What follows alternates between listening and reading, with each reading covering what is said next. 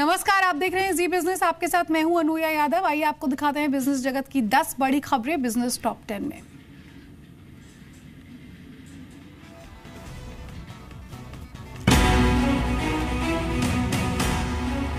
बाजार में आज सीमित दायरे में कारोबार देखने को मिला। कमजोर संकेतों के चलते भारतीय बाजारों की सुस्त शुरुआत हुई और पूरे दिन भर निफ्टी में 9,500 के आसपास कारोबार हुआ।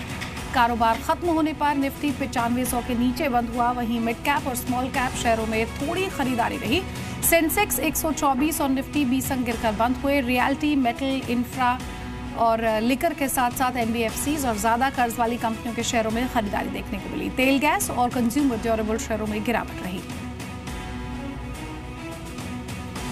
आज खुले एयू स्मॉल फाइनेंस बैंक का आईपीओ अब तक 11% बढ़ चुका है। आईपीओ का प्राइस बैंड 355 से 358 रुपए प्रति शेयर के बीच रखा गया। यह आईपीओ 30 जून को बंद होगा।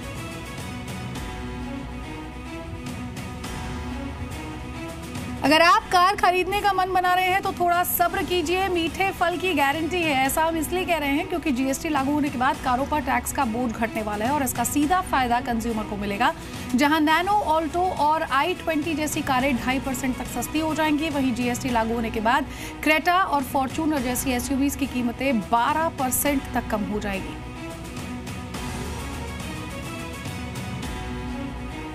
एक जुलाई से पूरे देश में जीएसटी लागू होने जा रहा है। जीएसटी से जुड़े तमाम सवालों और शंकाओं के निपटारे के लिए वित्त मंत्रालय ने एक वॉर रूम तैयार किया है। ये वॉर रूम सुबह 8 बजे से रात 10 बजे तक चलेगा।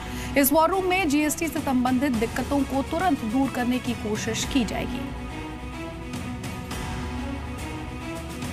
अगर आपके पास आधार नंबर है तो आपको 1 जुलाई से इसे पैन से लिंक करना जरूरी होगा। इसके लिए सरकार ने नोटिफिकेशन जारी कर दिया है। साथ ही साथ 1 जुलाई से परमानेंट अकाउंट नंबर यानी कि पैन के आवेदन के लिए भी आधार नंबर देना जरूरी होगा। वित्त मंत्री अरुण जेटली ने फाइनेंस बिल 2017-2018 में आईटीआर के लिए आधार को जरूरी किया था।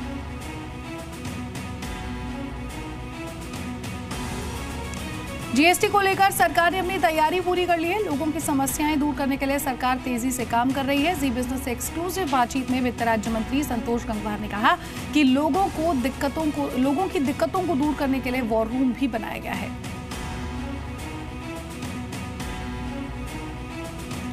सिविल एविएशन मंत्रालय जुलाई के पहले हफ्ते में नो फ्लाई लिस्ट जारी कर सकता है। हम आपको ये भी बता दें कि सिविल एविएशन मंत्री अशोक गजपति राजू ने आज अधिकारियों के साथ बैठक में नो फ्लाई लिस्ट के नियमों पर चर्चा की।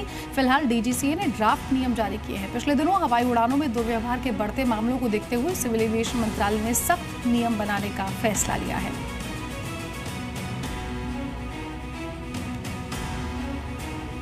देश में तेल गैस के एक्सप्लोरेशन और उत्पादन का तरीका हाईटेक होने वाला है। सरकार ने आज नेशनल डेटा रिपोजिटरी लॉन्च कर दिया है और इस कोशिश के तहत समुद्र के गर्भ में छिपे उपयोगी आंकड़ों को इकट्ठा कर उन्हें सुरक्षित रखा जाएगा ताकि इसका इस्तेमाल भविष्य की परियोजनाओं के लिए किया जा सके। इस डेटा कलेक्शन के बाद भारत एक ओपन एक्रेज लाइसेंसिंग सिस्टम में कदम रखेगा, जहां कंपनियां खुद उन समुद्री क्षेत्रों को चुन सकेंगी जिसका वो एक्सप्लोरेशन करना चाहती है।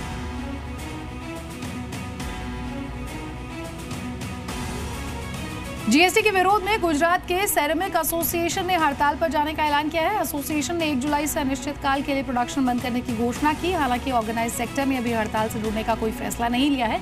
एसोसिएशन का कहना है कि स्मॉल स्केल इंडस्ट्री होने के चलते उन पर कोई टैक्स नहीं लगता था, जबकि जीएसटी के बाद उन्हें 28% टैक्स चुकाना होगा।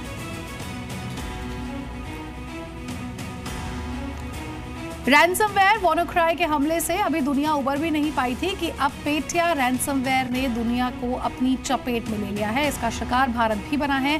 पेटिया रैंसमवेयर पिछले रैंसमवेयर WannaCry से काफी मिलता जुलता है और भारत में इसने जवाहरलाल नेहरू पोर्ट ट्रस्ट को अपना शिकार बनाया है।